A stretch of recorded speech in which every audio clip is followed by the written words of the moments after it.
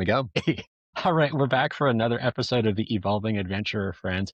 Greggy V sitting in my truck today because life happens. You want to subscribe to the Evolving Adventurer. You want to follow me at Cactus Moose and at the Evolving Adventurer. And you're going to want to follow my guest, especially if you need to buy a house in Phoenix. But Yeah. Maddie, how about you just introduce yourself? Yeah, thank you. I am Maddie, Madison to Bill. I'm a realtor in Arizona.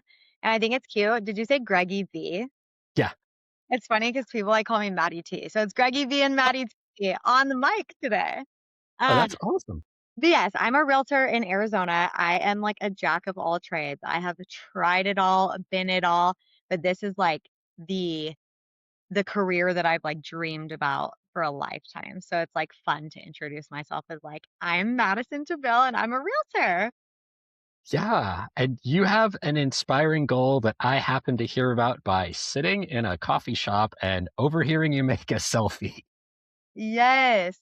Yeah, so like on my Instagram, I am really like keen on documenting my story and not really documenting selling houses because I feel like that is so boring. So when I started my Instagram, I was like, "Ooh, should I, like, really focus on luxury and tailoring to the luxury client?" I was like, "I have no idea what to talk about, like, to make myself sound cooler and more experienced and smarter, like, than I am." So I was like, "What's something that's easy for me to talk about?" And it's my journey. So I, number 1, talk a lot about my journey, and number 2, share local spots. So I was at the coffee shop in Gilbert, and which is one of my favorite spots, and I was making one of my manifesting videos, which I'm sure we'll get into later. And then that is where I met you. You were like, "Oh my gosh, like I just overheard you and, like, that's really cool." And we chitty chatted for just a second before my client got there. And that is just like the funnest little like introduction of us because you've been so supportive of my journey. And so you clap so loud for me. So I appreciate it so much. Oh yeah, you're welcome. I look at stuff of there's random coincidences happen and you have an opportunity to say yes or say no. And I was like, well, maybe you need help filming and I'm just sitting here right now. Yeah. And now here we are. So how cool is that? I know. Wow.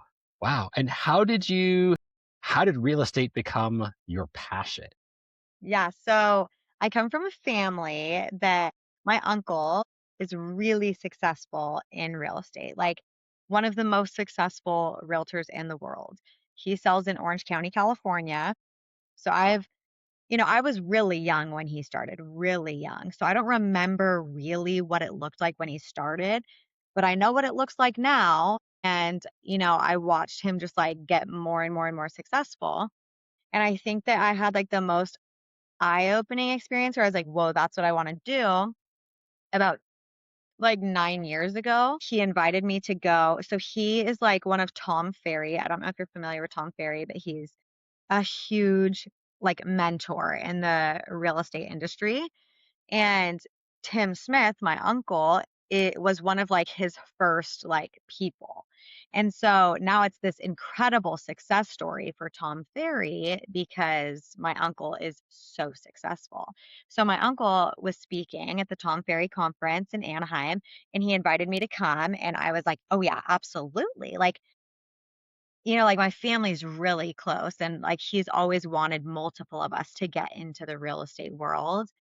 And so it was always, like, in the background, like, "Oh, yeah, like, I could do that and I could be really good, like, I would be good at sales."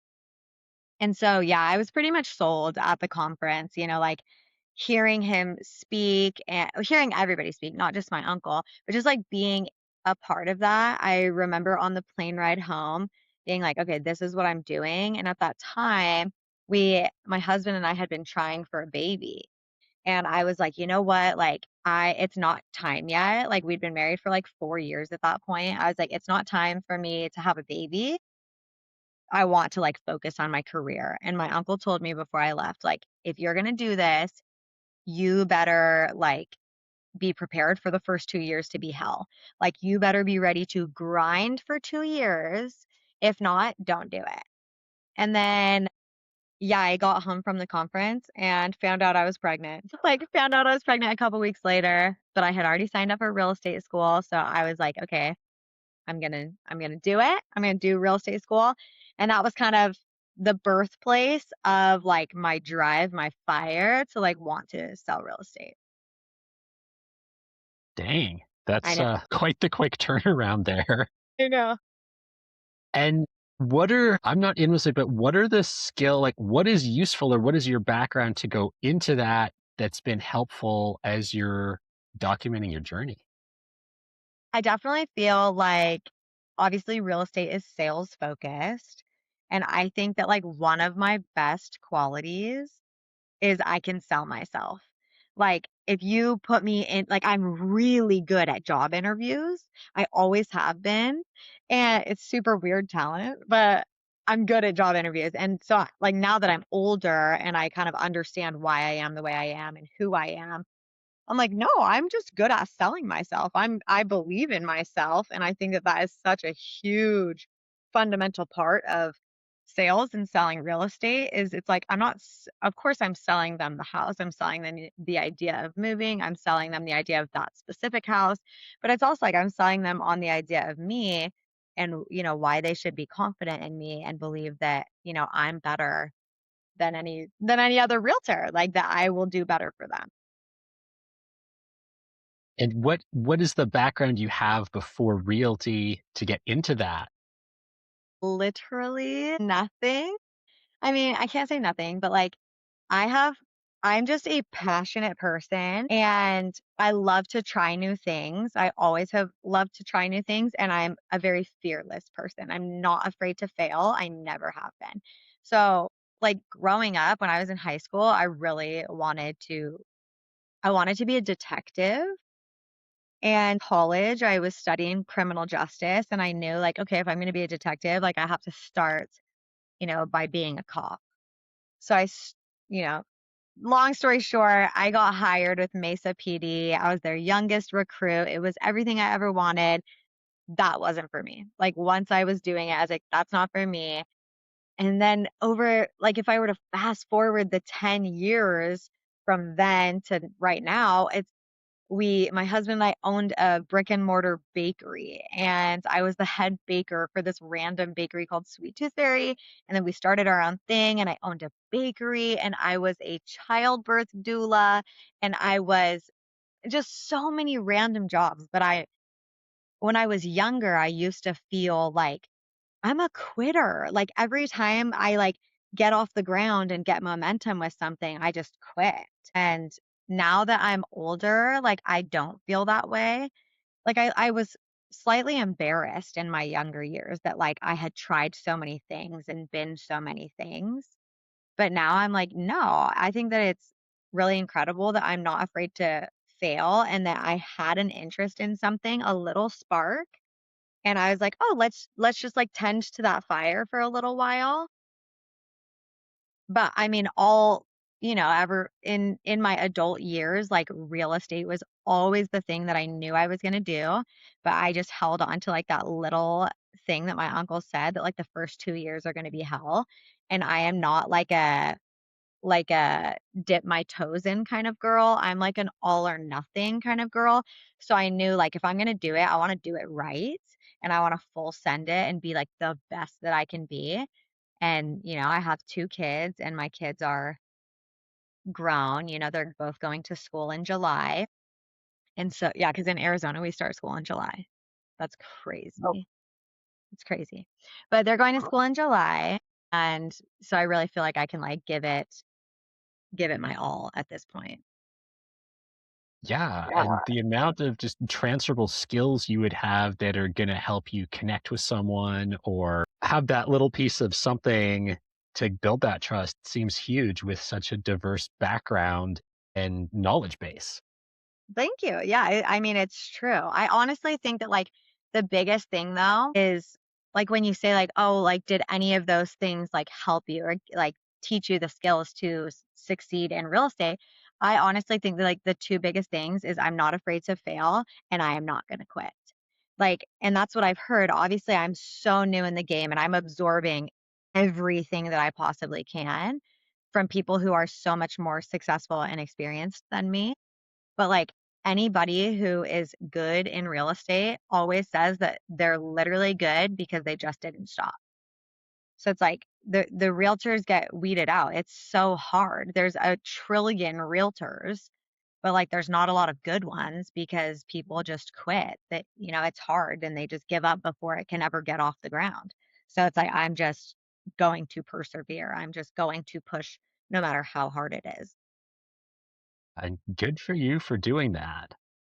Thank And you. as you mentioned pushing, you have a audacious, inspiring goal for this year. Yes, I do. I do. Yeah, I don't know like where that goal like started. But my goal is I want to buy slash sell 12 homes in 12 months as a brand new realtor in Arizona. It's how I start every video on social media in my Manifesting with Maddie series. I think that number one, I liked the idea because it's catchy, you know, but like people are everywhere I go, people are asking me about my 12 and 12. Like it's fun to say, it's fun to talk about, it rolls off the tongue. So I think 12 and 12, that's why I did that. But also, like, I want to have a substantial year. Number one, I don't have this goal anymore, but when I very first started, there was one specific team that I really wanted to be on. And my uncle, and they're very well known, very successful. My uncle knew the team lead, the person whose team it was, and he set me up with a meeting with her. And she straight up told me, like, I do not hire new agents. And I was like, okay, like basically, what do I need to do then? And she was like, have a good first year and then come back. And along the way, I've lost that goal. I don't really want to be on her team anymore, but that's where my goal was ignited was like, okay, I have to like prove myself. Like, I can't ride my uncle's coattails or, like have people believe in me because they say so. Like, I need to prove myself. And so I think that that was just like a numeric goal that I could have something that's trackable. We all learn like the SMART goals in elementary school. And it was just like a way that I could be like, okay, that's pretty tenacious. Like, I feel like that's a difficult goal. And it felt, half of me felt like I could do it, and half of me felt like there was no way. And that's how I knew that that was the number I should pick. Because if I knew that I could do it, it wasn't a good enough goal. That's bold and inspiring. I like that. Yeah. Yeah. Thank you. And how did the year start in January and it's going to go till December? Yeah. Yeah. So I started like right at the beginning of the year. Like I think January 4th. And then I was just anticipating like all of 2026 to be like my 12 months. All So right. And yeah, we're recording this in early June. So what's the progress? What's our update here? it's so crazy because I think I'm going to sound delusional, but like I'm not crazy, I swear. So I have close to 0 and I still wholeheartedly believe I'm going to hit my 12. Over like the last 6 weeks, I feel like I have finally gotten off the ground. Like the first couple of months I was like, "Dang, I just feel like I'm like sprinting at a brick wall or like I'm a plane that's on a never-ending runway and I haven't actually like lifted off." I feel like I've lifted off now. So I have one deal in escrow right now, so it hasn't closed yet. It closes June 26th. So that's, in 21 days, 3 weeks from today, we will close. So I'm very excited about that. Obviously, I think that that will be a huge milestone for me to get a check and just, I don't know, like I feel like I have this like limiting belief that like I only choose hobbies and goals that like aren't money makers. So like to see money, I feel like is going to be a really big deal for me. So June 26th, my first one closes. I also have their listing. So I have a listing that I'm helping them buy and sell. So their listing is live right now. So as soon as that closes, that will be two. And then I will be in escrow any day now. We've been in talks putting in offers on a third.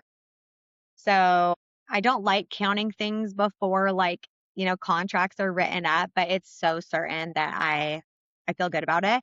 And then as far as like signed documents, like I have one more listing and one more buyer client. So I have five deals in the works right now. But that's just the real estate game is there's literally no such thing as instant gratification and it's all about the long game. And yeah, I feel very hopeful about my 12. Yeah, no, it's inspiring to hear just like in knowing that it's gonna happen. And I'm even thinking like, hey, we're hitting like summer break and things, and people looking at, hey, is it job change time, or the kids are getting bigger, or kids are Yeah. moving away for school and things. It seems like stuff kind of there's certain times when people do want to move and certain times where they don't. So it's almost like you're on the edge of that, like the ball is gonna roll downhill, Indiana Jones, and I know a run lot of away. people keep saying that it's like a really like a lot of realtors when they're like giving me advice, they're like, "Oh, you're coming into the market at a good time, but it's hard." Like, it's not like 2018 where like a house goes on the market and within a month or within a day gets 5 offers. Like it's just not like that anymore. But yeah, I don't obviously this is my first year, so I can't be like, "Oh yeah, this is the season where everything sells really good."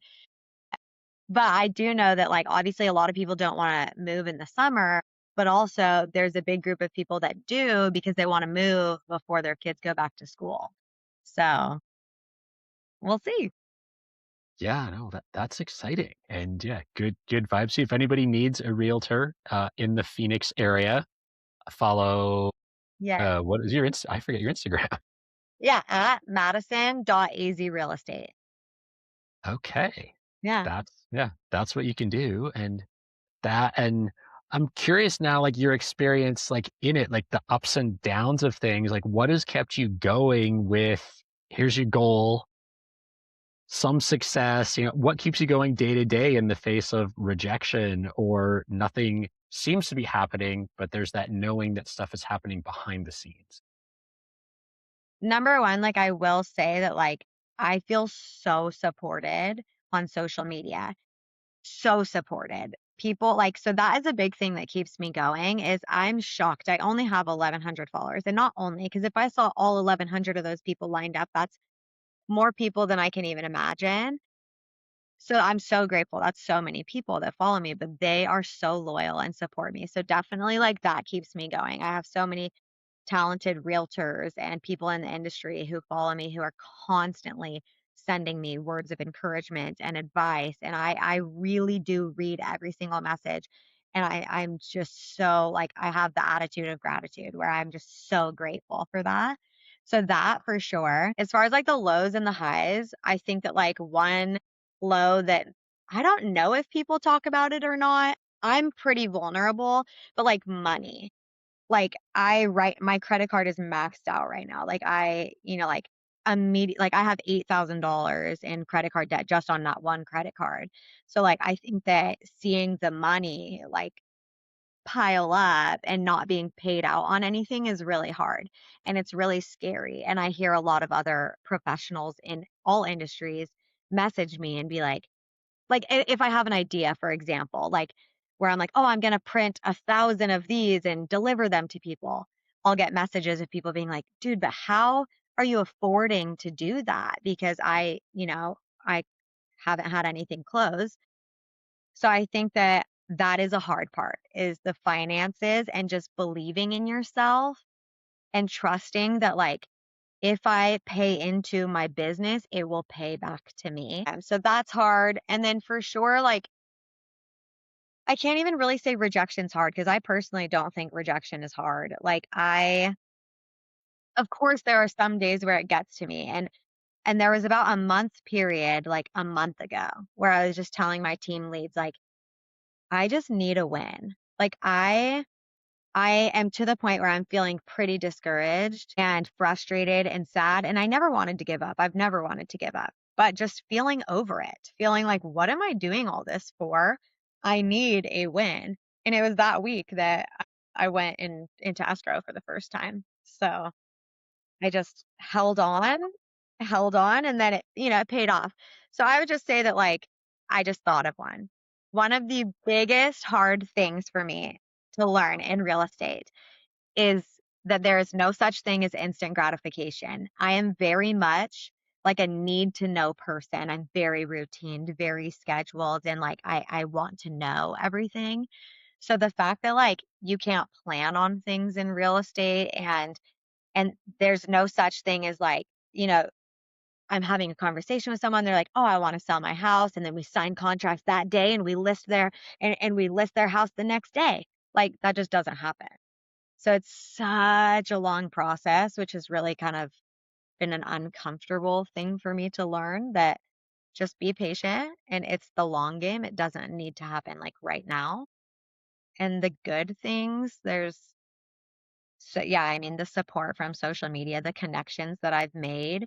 And I think just like the personal growth, like I'm a female and I grew up really religiously where, the men supported the family and the women stayed home. And that has never been me.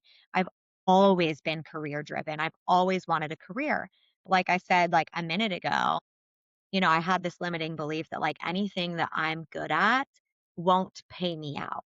Like we owned a bakery and I worked like 80 hours a week making like minimum wage. Like it was crazy. So I think like the good thing is that it's like this career is something I've dreamed about.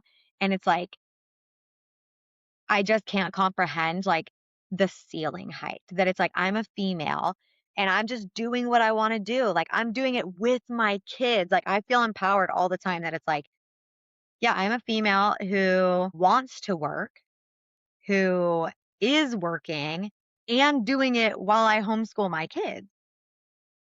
So it's just empowering. It's just empowering. Yeah, and kudos to you for homeschooling because that is no small or easy feat That's why we're for doing public anything. school next year. Yeah, fair, fair. And what has your experience been like as a woman going into real estate? And I'm kind of thinking of any different angles of, like the kids are depending on you, you want to spend time with them, they're young, but also I see and hear opportunities to you can have a non-traditional schedule. You can do showings in the evening on weekends when dad can be there to support. So it seems great, but what are some of the challenges and the opportunities as a female realtor? Yeah, being a working mom is insane. Like, just props to any working mom because it's truly insane. I have the most supportive partner on planet Earth.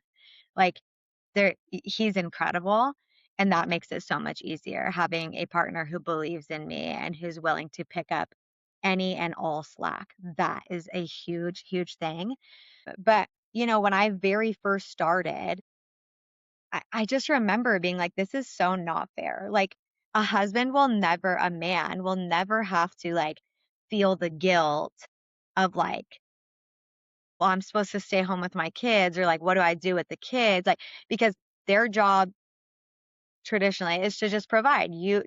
My husband specifically, he goes to work. If I also had a full-time job in office and we both got sick, or like our kids got sick, guess who would be the one to like have to stay home? Like traditionally like the wife. So like I remember being like, how am I going to do this? Like it is so much harder for a woman than it is for a man to be like successful in a career, in my opinion, in my humble opinion. So I think going into it, I was like, okay, this is going to be rough.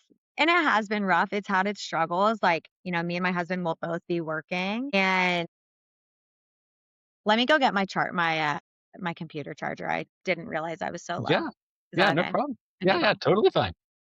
Yeah, BRB. sounds good.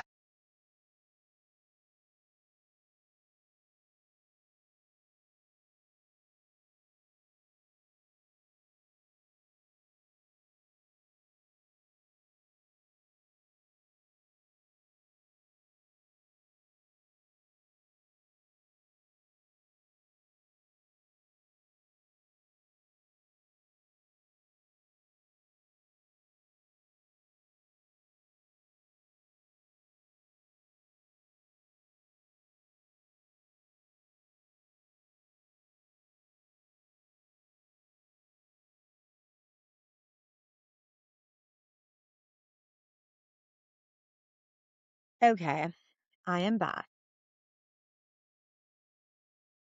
Okay, Okay. are we good? Yes. Yeah, yeah. Okay, we're I was good? just like, I wrote down notes and I was like, what were you talking about when you walked away? I totally forget. Yeah, and I'm just going to edit this part I out. So remember. it's fine.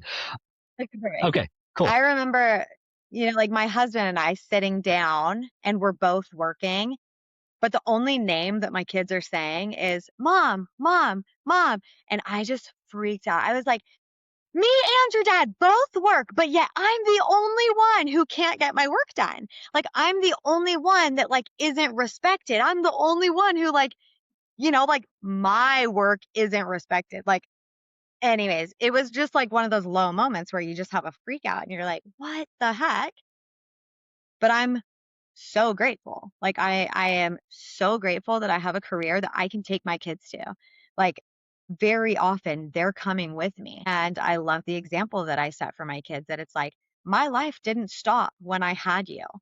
Like my life got better and more busy and harder in some ways, but like I love that like they will never question what I was passionate about, like what I worked hard for because they saw me do it, like they always come with me. So yeah, being a working mom for sure has its challenges and it makes everything so much harder, but I'm grateful to have a job where like I can take them and they can, just pal around with me. I would imagine, I mean, if it's anything like me as a kid, it was fun to go look at houses and be like, "Whoa, there's a hot tub here and this is here." Like, they must have a blast at some of these places that you're listing. Yeah, and I just have the best kids. Like and it could just be because I've always had jobs and they've always been adaptable little kids. But they don't mind coming with me for the most part and they're really good. Like they 85% of the time I'm like, "Oh, they rock." Like they are good listeners and they're pretty easy to like have around. So, I'm so grateful for that. And Yeah. what are some of the safety considerations or things you have as a female in My goodness. realty and open houses and things? Greggy, this is the craziest thing. So like I literally like feel like I'm so new and I constantly am like, is this what it is like? Because if it is, like, am I the only one having this experience? And other realtors are like, no, it just gets worse. And I'm like, I don't know if that's possible because I have had the craziest first 6 months. So as far as safety goes, I was at an open house and had an incident where someone called me, claimed to be watching me. They knew what I was wearing. And it was really scary. Like in the moment, and I didn't carry like any weapons at that time or, pepper spray or anything like that. And they knew where I was too. They knew like which neighborhood I was in. So I definitely like believed that they were watching me. And they, had expressed that they were going to come in and rape me, murder me. They knew my kids' names. They talked about what they were gonna do to my kids, like, all the things. So, luckily, when I was at that house, my team leads live in the same neighborhood, so I just immediately sent a text in my group text to my team and just said, like, "Somebody please help me." And 2 minutes later, my team lead came running in, and he didn't know what was going on, obviously. He was just like, "What's happening? What's happening?" But they took it super seriously, and I'm really grateful for that because 'cause I've never texted somebody, like, joking or serious, saying, like, "Please help me." So you never know how people are gonna respond if they are gonna think you're joking, but anyways, the police came and, yeah, they were like the police heard everything he was saying. He was very hyper fixated on me, and long story short, the police were like, "There's nothing we can do until he actually acts on the threat." He continued to call every day, multiple times a day for probably the next 4 or 5 weeks. The calls started to get less, but I had posted a video on social media explaining what had happened, and somebody commented on my video, and then that same guy who called me called her right after she had commented on my video, and so after he was calling her making threats, she called me and said, "Hey, I saw your video on social media, and the same guy just called me and he said your name and was talking about you and whatever." She filed a report, with the city that she lived in. And I can't like speak much more about like the police side of things or anything, but I carry, which I'm comfortable with guns. I grew up with guns, but I just never would consider carrying. Just I don't know. You kind of just feel like, oh, that's a little dramatic. Like I don't need to carry. So, yes, I carry now, just because I think that it's hard to say what you would or wouldn't do or what your opinion would be if you've never lived a situation. And I'm big into that with everything. Like, I can't speak to what I would do any situation until I've been in it. So now that I've been in the situation where my safety was threatened, definitely I'm so grateful that like I have the opportunity to be able to protect myself because the police couldn't. And, like ultimately, even if someone had my location or everybody, if I took all the perfect steps, if somebody wanted to come in and hurt me, they could. So, not any, yeah. Good for you for taking the personal responsibility steps and not counting on, hey, it's the 10-minute police response time or something. Like you can take care of yourself right now. Yes, because it's That's so empowering. sketchy. I mean, like, literally, it's not like I'm just like realtors are advertising their location, their exact location. Hey, I'm going to be at an open house. Here's the address. You're literally advertising that you're going to be at a vacant home by yourself with the address. So if anybody wanted to hurt you, they could. And so I don't want to say I'm glad that that situation happened to me, but I am in the sense that like I'm not going to be quiet about it. And it's not safe. And just because it's the standard of what realtors do, especially in this day and age with social media, that we're posting about how busy we are and look how successful we are, not at the expense of like my safety. Like I'll never post my specific address. And I honestly try to never post things same day anymore because I just don't want people to know like that I'm here with my kids or that I'm wearing this outfit or I care more about my safety, honestly. Yeah, no, and good for you for doing that and taking those extra steps. And it was shortly after that you did you not take a women's specific firearms course that I Yeah. saw some videos of on Instagram as Yeah. well? The thing that is crazy is just all these little connections through social media. I am a very avid gym goer. I gym every day. And I had met somebody, a female, who came up to me at the gym. It was just, how do you feel about guns? And we were kind of talking about guns. This was in February. And so we chitty chatted, and then she was like, "Oh, well, I am a firearms instructor and I do a lot of female led classes." I was like, "Oh, like, awesome, great." I got her number, and then, that was it. And then a few weeks later, I saw her at the gym again, and I just said hi. And she's like, "Oh, like, what do you do for a living?" I was like, "I'm a realtor." And she's like, "Oh my gosh, I do realtor specific classes because she partners." So one of the people that she partners with her company, like, I'm gonna butcher this, I can't remember all the things, but, like, he was a deputy, like, with the sheriff's department, and he's military, so, like, he's incredible, and she partners with him, and they do realtor-specific classes. I don't really know why, honestly, but they do, and I love it. And so right after it happened, I reached out and I was like, "Hey, this just happened. Do you have any classes coming up?" And they were like, "We can meet you, in 3 days." And it was just me and my best friend and them. And it was incredible. I was so grateful. Because obviously, like, I got a gun immediately. I had the gun. So they taught me all the things I needed to know about my specific gun, and their business is Stay Ready AZ. So, like, just to like give them a little shout out.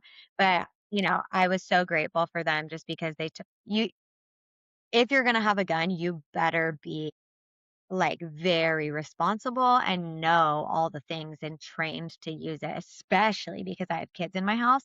So I was super grateful that not only like did they teach me how to protect myself, but they taught me how to be like a responsible gun owner.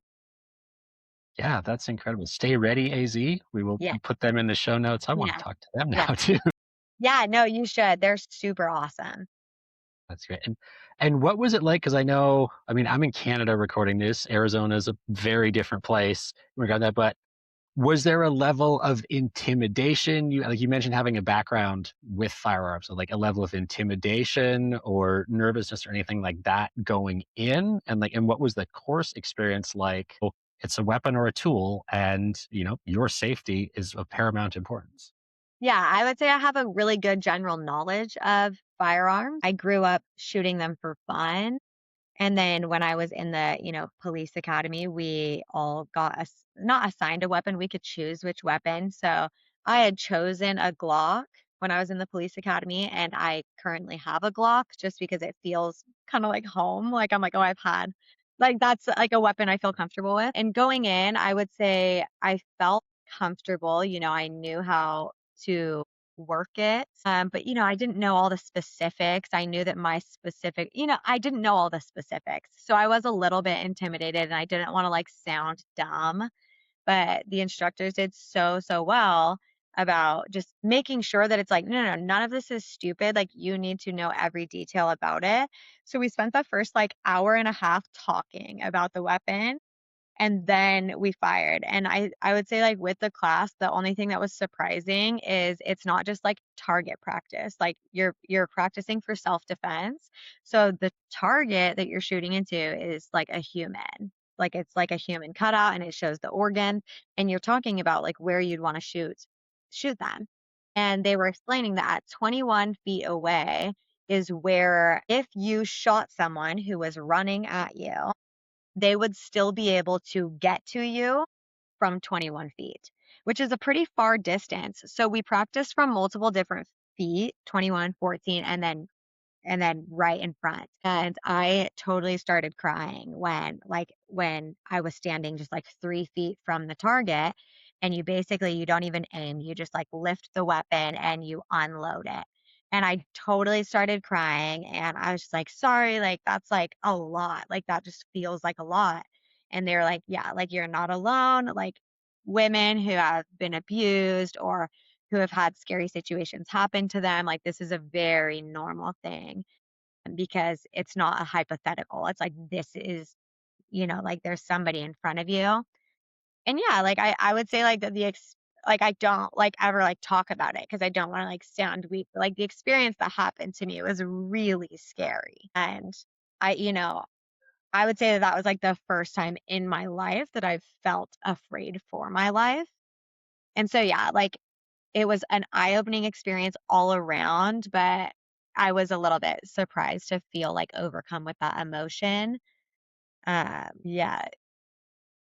It's a lot, and thank you for both sharing your experience and going through that. And if it inspires one person out there to take some level of control or even awareness back, or confront a fear and even just go take a class and see what it's like yeah, that can have such a huge impact. So thank you for first sharing your story on social media, and then yeah, going through this. thank you. You're Yeah, right. it's been really great, and I've attended multiple classes since my first class with other realtors, and it's fun to be able to share my experience because it's not a hypothetical. It's not like a, "This could happen." It's like, "This did happen to me, and I live 5 miles away from you." And then one thing I didn't share is like the man who he hasn't really been in contact with me as much over the last couple weeks, but he is doing it to other women. And since, one of the women he's been doing it to for 18 months. So it's like this is a thing, especially in the East Valley of Arizona. There was 4 of us women who we had confirmed that it was the same guy, and he calls us all on the same schedule at the same time. If he can't get a hold of me, he calls one of them. So it's definitely something that like any female realtor should know that the realities of our job is that we're alone in vacant houses with our location advertised, and you need to be safe and make sure that you can protect yourself if needed. Yeah, wow, thank you for sharing all that. And yeah, please Yeah. take Maddie seriously Take for me this serious. safe. Hey, safety is important as I'm sitting here crying. Yeah, no, that is good. Let's talk about more lighter things Yeah, please. now. Okay, so when I first saw you, I don't remember the exact verbiage you used, but welcome to manifesting with Maddie. And if you say it enough times, it's bound to come true. So where did that come? Like, how did that phrase come to you? Or give us some background on that one. I was deep in the archives of Chat GPT and, I was like, I know that to be good on social media, like you need to have something that's repeatable. And I'm going to talk about one of my friends because my little brother's best friend, he is incredibly inspiring. His Instagram is Beefcake Wellness. and he is doing Project Beefcake, where he gains 100 pounds in 100 days to show that, like, number one, once you get up to that weight, to show like that he has what it takes to get back down to a healthy place and to like kind of show like the steps. Cause a lot of I think he's like in wellness. And so like clients would be like, well, you don't understand because you're not like morbidly obese. Like you don't understand how hard it is. The reason I'm saying this is because he has the most repeatable intro. He says the same thing in every video, so much so that I can sell him. And I just remember like his intro, I could repeat, and I wanted that. I wanted that for myself.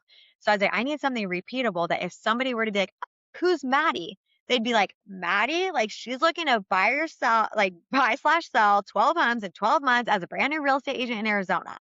So I knew I wanted it repeatable. And then I start every single video by saying, welcome to Manifesting with Maddie, where I am manifesting, buying slash selling 12 homes in 12 months as a brand new real estate agent in Arizona. And then I end it. No, I skipped a part. How dare I skip a part in my intro? Wait, welcome to Manifesting with Maddie, where I'm manifesting, buying slash selling 12 homes in 12 months. Yeah, no, that's right. And then I end it. No, because what part am I missing, Greggy? If you say it enough times, it's bound to come true. That's the Yeah. part I remember. Welcome to Manifesting with Maddie, where if I say it enough times, it's bound to happen, right? Yeah, Yes. yeah. Okay, there we There go. we go. See, Something like that. you know my Yeah. intro better than It, me. it's on my feed. I watch it and I like watch all the videos and I'm learning how to like work with the algorithm and you Yeah, but send it to somebody or comment. my Yeah. method works because you knew my intro Yeah. better than me. So my intro is welcome to Manifesting with Maddie. Do we have to go watch a video now and see if it works? I literally hold But on, hold please. that's What? okay. That's okay. Yeah, yeah. Give us the Welcome full to shebang Manifesting with here. Maddie, where if I Yeah. say it enough times, it's bound to happen, right? I am manifesting, buying slash selling 12 homes in 12 months as a brand new real estate agent in Arizona. And then I end it with come back next week to Manifesting with Maddie, where we make my dreams a reality. So, yes, I just wanted something catchy and repeatable. And my goal, my intro is obviously, where if I say it enough times, it's bound to happen, right? It's kind of funny. It's kind of lighthearted. And then the reality is my 12 homes in 12 months. And then I usually talk about what I'm doing to get there. And then I end it where I'm making my dreams a reality because I feel like that's relatable to 100% of people. Yeah. It definitely is. And what what got you is there like a spiritual background or like Louise Hay or Joe Dispenza or any of the wellness people or manifesting things, or you just conglomerated your own potion?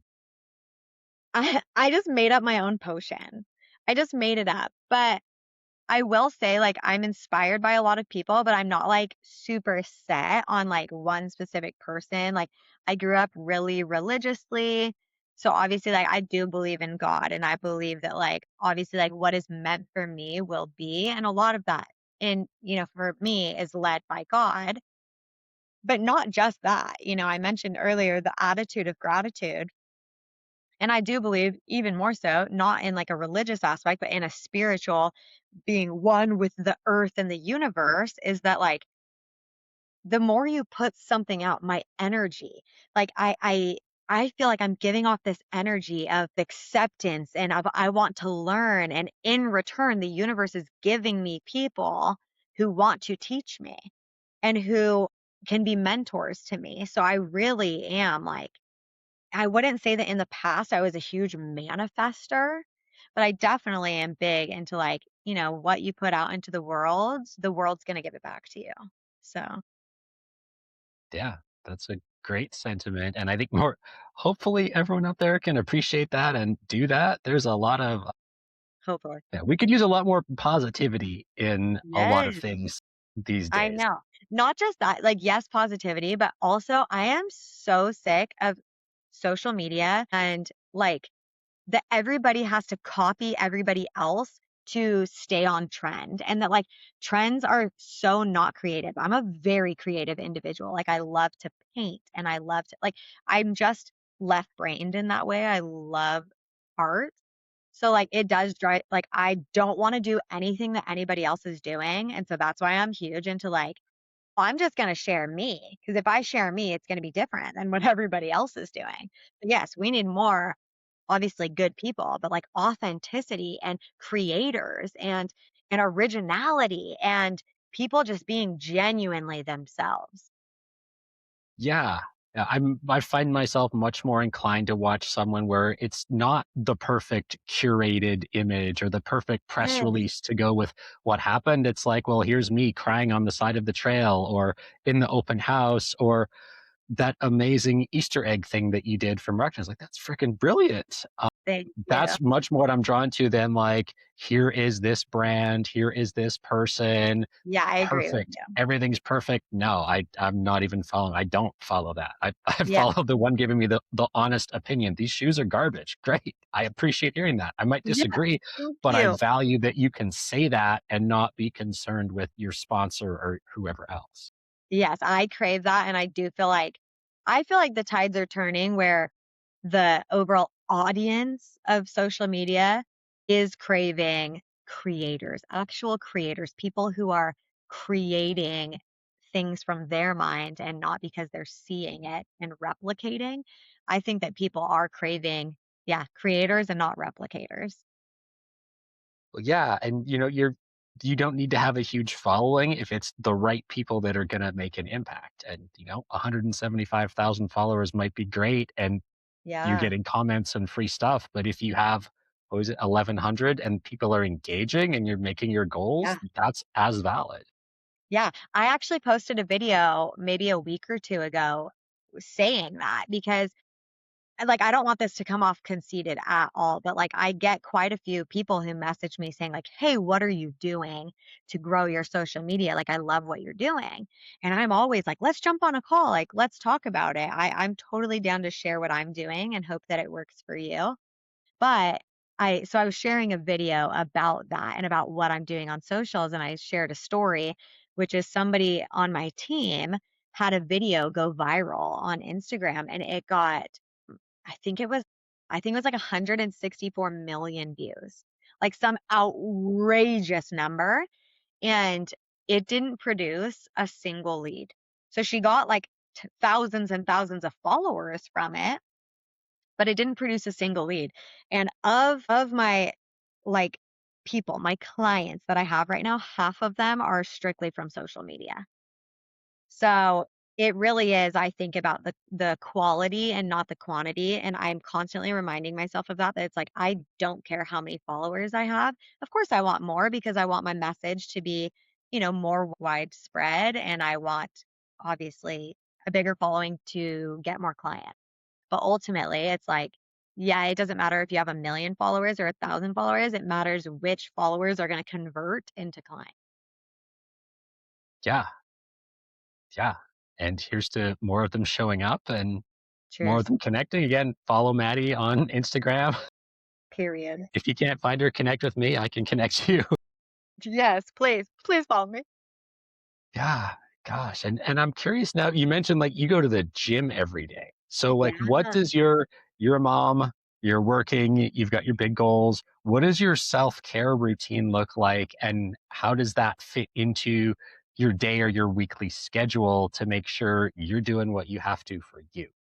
Yeah, so that's like a non-negotiable for me. So I'm actually a bodybuilder. I just competed in a show at the beginning of April. So if you're not familiar with bodybuilding, you go through a prep. You're prepping for a show, so you're in a heavy deficit. You're eating less, your cardio is up, your steps are up, and you get to an insane level of leanness. And I was prepping for that. I started my prep in November and then I competed in April. And so I go to the gym every single day. And that's been a non negotiable for me ever since my kids were born. So they don't even bat an eye when I'm like, we are going to the gym and we will be there for 2 hours. Like they just know that that's what we do every day, Monday through Saturday, is we go to the gym. So when I wake up, I let my dog out. I go out and I garden, I water my plants, get my kids up, we all eat, and then we go immediately to the gym because to me, that is one of my biggest priorities, even more so than work and everything. Because if I'm not my best self, I'm not going to give my best self to anybody, to my kids, my clients, anybody. So to me, the gym is the most important thing. Wake up, go to the gym, and then my phone's on DND. Like, don't come for me when I'm at the gym.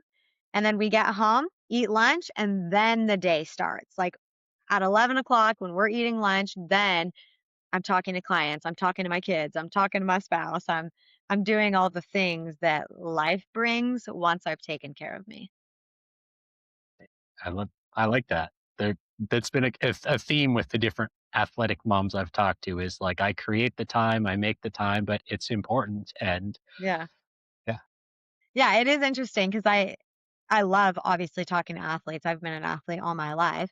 But yeah, it's like it's never easy, right? But it gets to a point where it becomes so much so a part of your life that then it's not a choice anymore. It doesn't feel hard ever for me to go to the gym or for me to do anything that I've set my mind to because it's just like that's just what we do.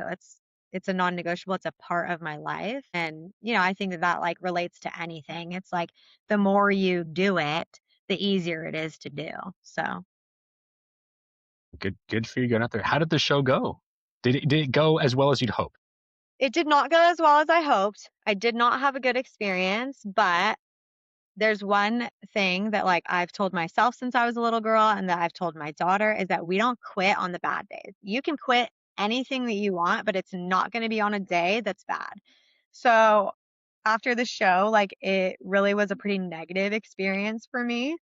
And I didn't want to go out like that. Like I want to give myself a fair shot and try again. So I hired a different coach and I'll compete again later this year, hoping for September or October. So I'll start prep probably in a month or two again.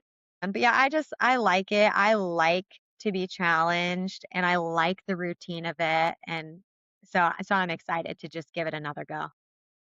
Yeah, well, good for you. I'll be excited to Thank follow along and see how Yeah. that one goes. May it at least be a better Yeah. experience overall I know. and Yeah, that's what I'm hoping. enjoyable one. Yeah.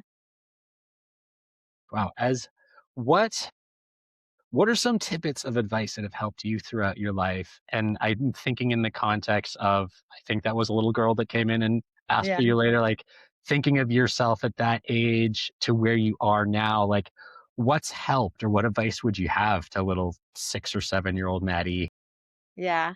I mean, it's interesting now because I have a 7-year-old daughter, so it's like, the things that I would say to 7-year-old Maddie is really the things that I wish either somebody said to me or that I liked that somebody said to me, and those are the things that I'm now saying to my daughter. So probably, like, our biggest household quote is, "Even if we're scared," and then my kids repeat, "We be brave anyways."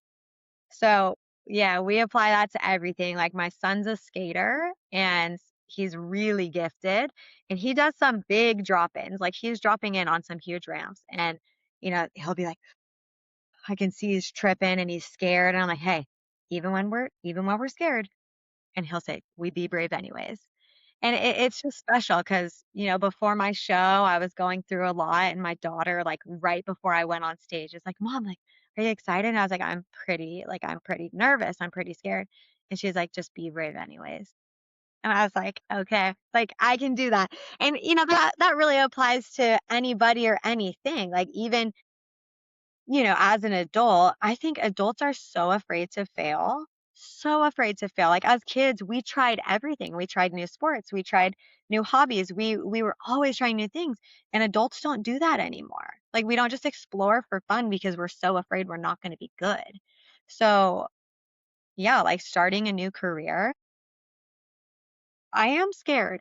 One of my favorite quotes is that it's like the only difference between successful people and unsuccessful people is that successful people did it scared.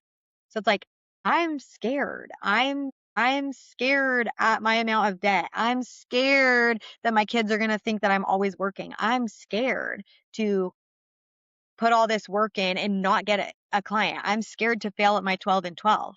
But it's like I'm just doing it anyway. That's my biggest thing. That's my one and only. I'm a one-hit wonder. That's my only advice. Take the leap and you'll grow wings on the way down. Yes, literally. That's cute. I like that. My That's one of my favorites. Ben, I want to say thank you so much for your time today, Maddie. I know we've said it a couple times, but people want to follow you. What's your website? What's your Instagram? Yeah, my Instagram, just follow my Instagram because everything is linked on there. It's so easy to like find my website, my phone number, email on Instagram. So my Instagram is at madison.azrealestate. Okay, Madison.az real estate. Give her a follow. If you appreciate this episode, pass it on to somebody else. And if you got a Exactly. house to sell or buy in the Phoenix area, are you just the Phoenix area? Do you do all of Arizona? I don't know how that works. So I'm like East Valley primarily, but I do go to West Valley as well. Okay, so Yeah, connect with Maddie, and yeah, we're excited to watch along and see these 12 houses manifest. And I mean, gosh, by the time this episode comes out, there could be a handful under your belt, as it were. I hope so. Yeah, Thank you awesome. Well, so much for having thank you.